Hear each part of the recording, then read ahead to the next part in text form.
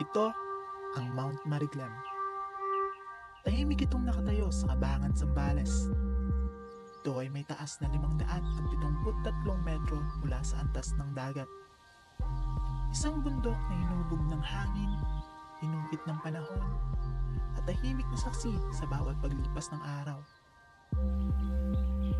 Maaaring hindi ito ang pinakamataas na bundok na aming aakyatin, ngunit may dala itong mga kwentong habang buhay naming babaunin. Kaya, tara, simulan na natin.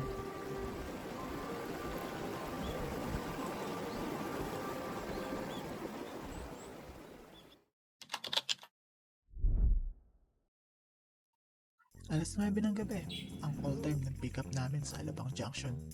Kaya, alas 8 pa lang, umalis na kami. Dito sa fast food chain namin napiling tumambay at kumain na rin ng konti habang naghihintay sa van na magpipick up sa amin. Maya-maya pa, dumating na ang van na aming sundo. Kami ang unang pinick up dahil kami rin ang pinakamalayo. Mula Alabang, susunduin namin ang iba naming kasama. Sa MOA, sa Centris, at sa Greenfield. Dahil dito talaga ang madalas na pick up point ng mga kapwa namin joiners. Hello po!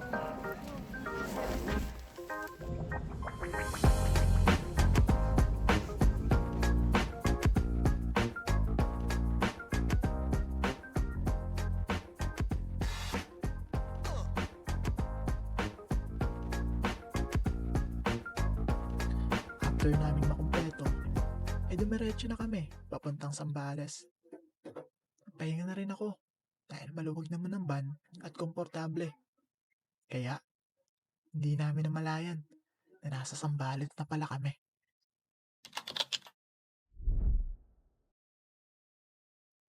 Alas 3 pa lang na madaling araw na makarating kami ng Zambales. Lahat kami mahimbing yung tulog kahit yung coordinator namin. Kaya hindi niya na nasabihan yung driver na mag-stop over muna para kumain. Buti na lang, may lugawan dito malapit sa registration area. Kaya kahit pa paano, ito na lang muna yung kinain namin.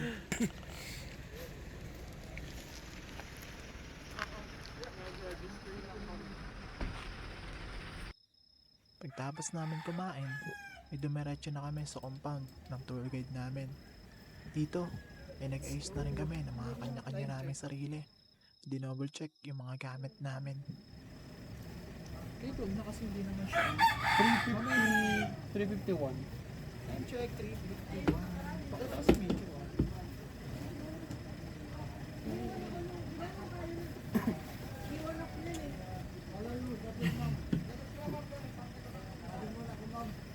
Church tayo. Dala ko yung pang 0.5 natin na salamin sa likod.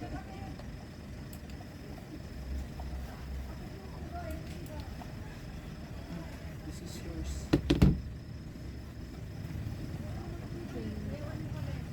Outfit check. Nagkaroon kami ng short orientation para sa do's and don'ts sa pag-akyat ng bundok. May mga sapa-sapa. Pero kung makakalis po lang kayo, may less siyang 40 minutes. Dito, sinadjust at napagdesisyonan ng grupo na sumakay na kami ng kolong-kolong dahil medyo malayo pa ang jump off point mula rito.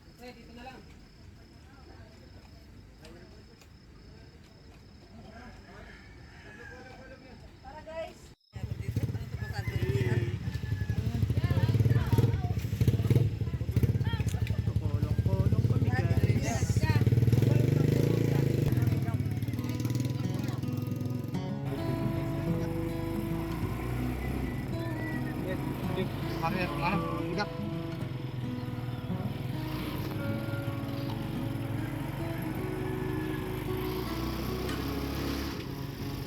Yeah.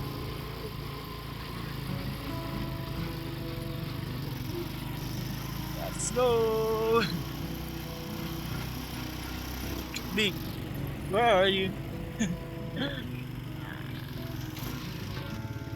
Medyo madilim.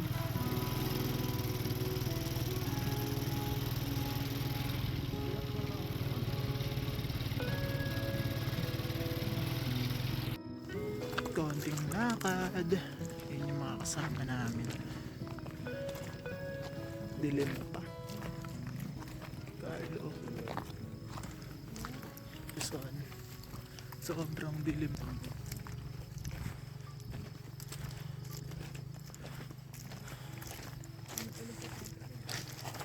Sir, gumagano sa tayo. Ano, sobrang bato ng daanan. Di mo alam kung gumagano yung ganyan eh.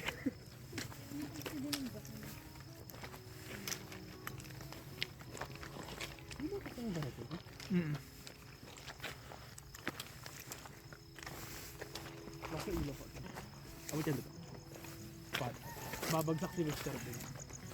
Ingay mo. Quiet ka lang.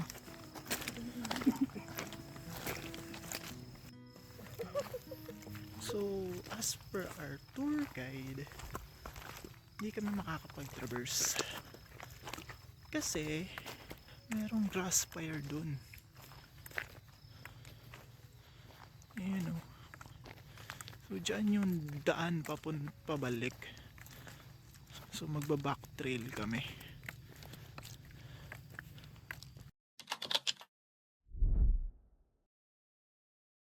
"4:30 na ng madaling araw na makarating kami sa jump off point. Ito na ang opisyal na simula ng aming pag-akyat. Let's go! Ito lang. Wala na, ito na lang sir. Buo na yan. Buo na. Baka maging 10 yan.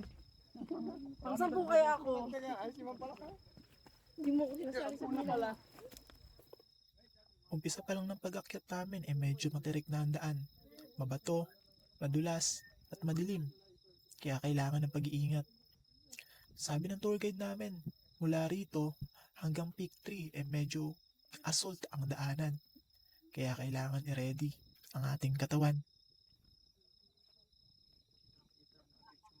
Sa paunti-unti naming pag-akyat, narating na namin ang Peak 1. Small pacing, pero dito na kami.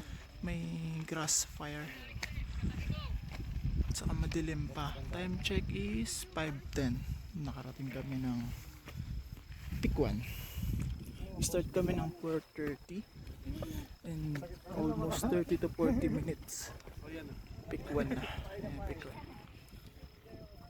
Sandali lang kami dito dahil medyo madilim pa. Kaya maya pa ay umakyat na rin kami papuntang Peak 2. Grabe, ang lakas ng grass fire. Tayo din. Hey. Oops. Yeah. Carlo.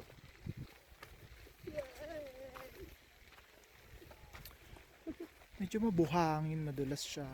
At mabato. At matarik. So, At may apoy. at may apoy syempre. Ikaw, B, kaya mo yan, B. I-ride ba? Yeah. I-ride ka masama.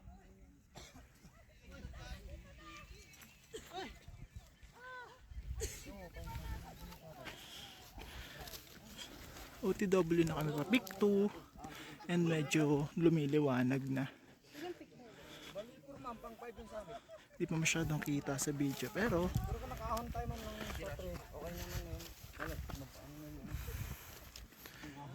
medyo mabato yung lugar. Ito ang ating tropa. Nandun na sila. Harap akong makain. Welcome to Peak 2. Tara! Balik ka rin namin. Kasi niloloko ko eh. Wala ayaw.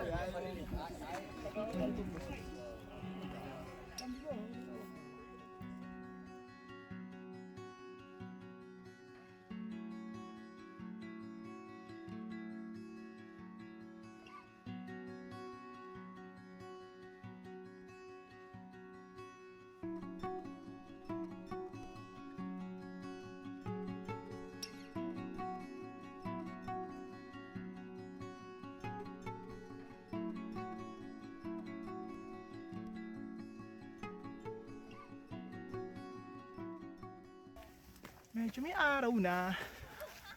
At ito kami. Ayan. Asa yung stick? Andito sa akin, sige. Ayan yung view. Wow. Daming tao sa peak 2. Kakalagpas lang namin sa peak 2. So ayan yung peak 2. Dami nagpa-picture. Then ito yung view. Kaso nga lang medyo mausok. Dahil may grass fire kanina. Until now meron pa rin. Okay lang naman. So tuloy na tayo. First two peaks medyo matarik siya. Sobrang tarik niya. Yan. Andun pa yung ano natin.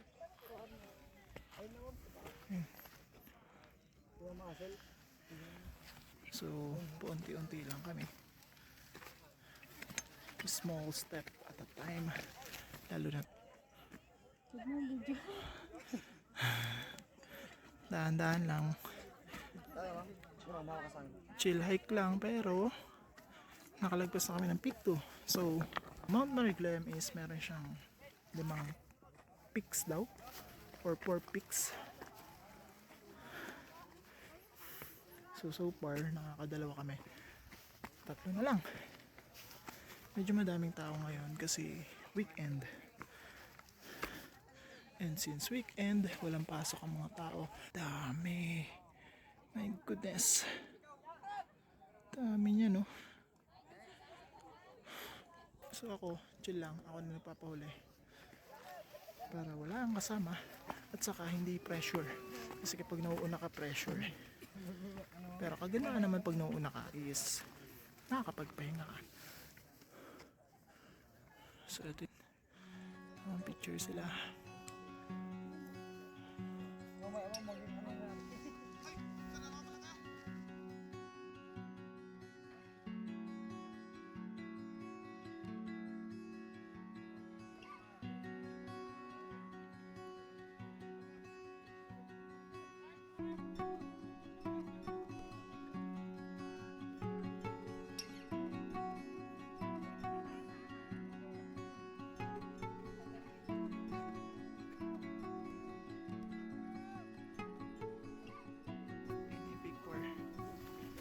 Grabe, ganda ng view dito, kabilaan, 360 feet.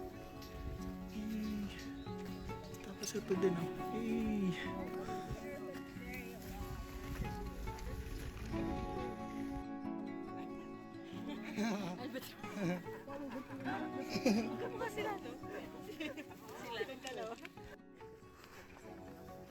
Let's go, malapit na yung peak 4. B, kaway ka muna.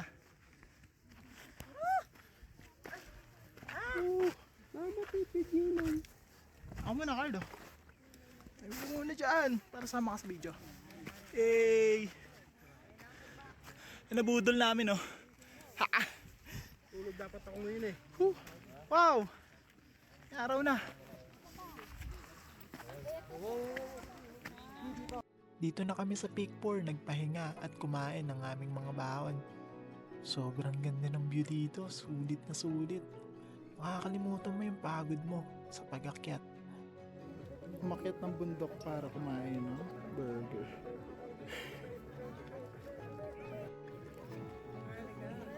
Yum! Big! Kaya tayo alok sa'yo.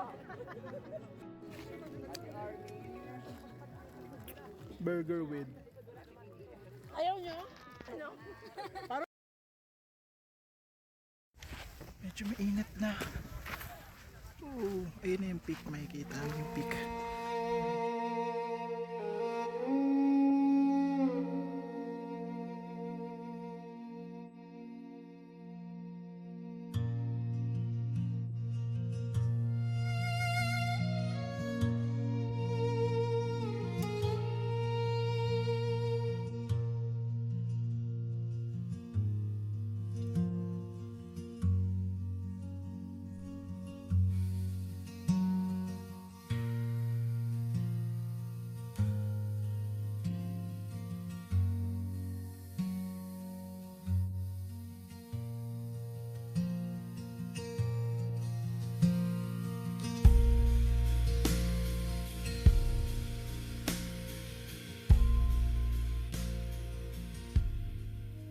maingay. Ang daming tao sa summit.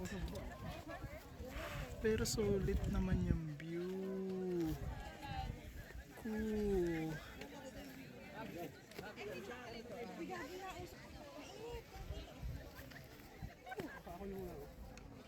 Init na. Hindi, nasunog yun eh. Uy, wala ka na sa, sandas. Susunog na rin pala. Init. The summit with Carlo. Parang si Arnie na yung mas delikado. Pancho! Ayan, hindi kami nakapag-traverse dahil malakas yung apoy kanina. So dapat doon yung traverse. Doon yung daan pag magta-traverse. Kaso hindi pwede dahil sunog na. So balik na lang ulit kami sa kung saan kami nanggaling. Baba na after summit.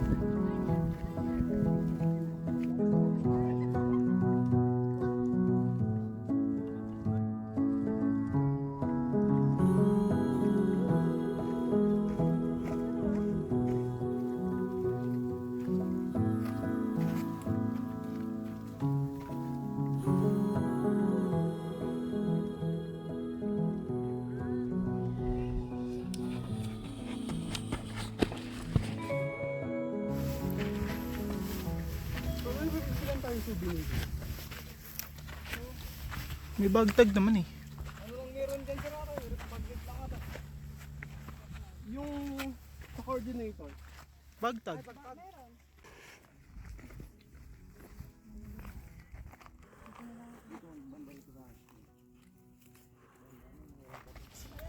Patag lang dito.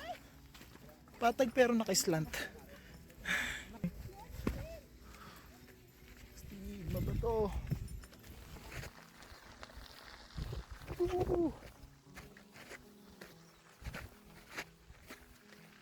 Gagawa tayo ng sarili natin daan.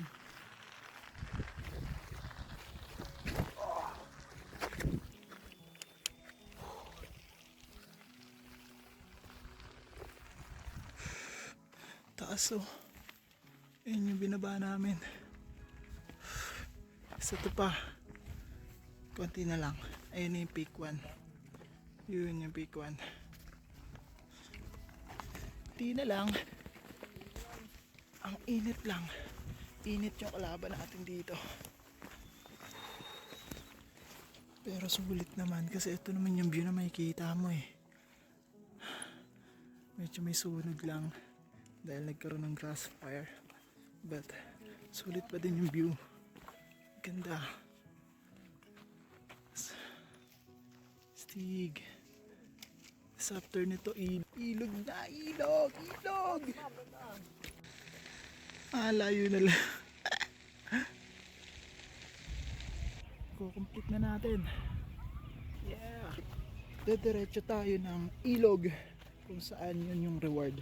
Actually yun yung habol ko talaga dito. Yung ilog. After ng 5 peaks at after namin bumalik dito, diretso kami ng ilog. Actually dapat traverse kami. Kaso nga lang dahil nga kanina dun sa may wildfire, hindi na tinuloy ng guide namin since sobrang maano na siya, maalikabok or ash kasi currently nasusunog pa din siya. Ay, konting-konti na lang. Yeah. So ito, nakakapagod siya actually. Pinaka-challenging yung pababa kasi maano siya, matarik. Lalo na dun sa may bandang peak 2. From peak 3 to peak 2. Yun yung matarik talaga na part. Actually nangangatog na yung tuhod ko dun. Pero compared sa una naming akyat which is sa Mount Ulap, mas madali ito. Ang kalaban lang talaga dito is yung init. Tulad niya, sobrang direct na. Alas 10 na. Eksakto. Ng umaga. And mainit na talaga siya. Unlike dun sa may mga tulap na ganitong oras sobrang lamig, parang naka-aircon ka pa din. Maganda siya. Maganda yung lugar. Yan. Ayan yung makikita mo.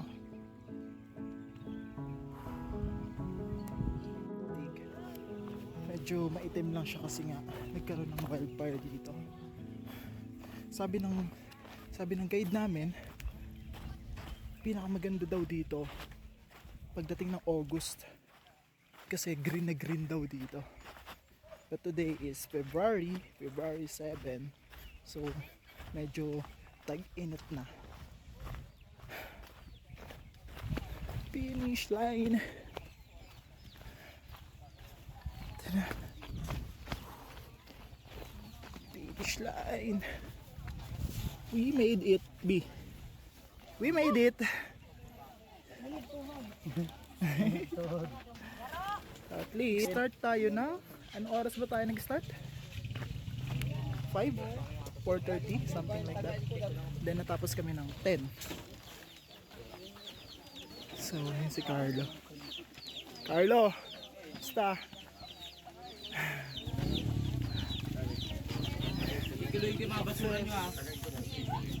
Success, Mount Mariglan. Yeah. So, OTW sa Ilog. Pakita mo yun, yung pangalan. Kalma ka lang. Ito na, papakita ko na. Tagal mo eh. Ito talaga yung reward eh. Yung ilog na napakalamig.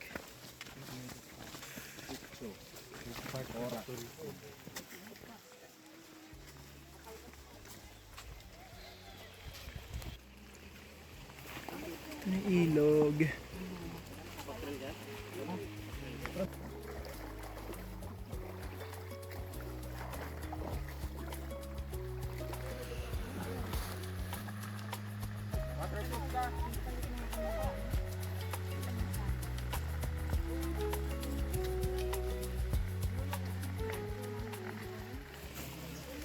We're here. Yun na yung ilog! Sorry kayo magbabayad daw, ma'am. Ano no? 50 per head. Wow. Nahanap yung kasama ko ng walay. Pero wait natin, hindi natin sila. Sa damit na ata. Okay na.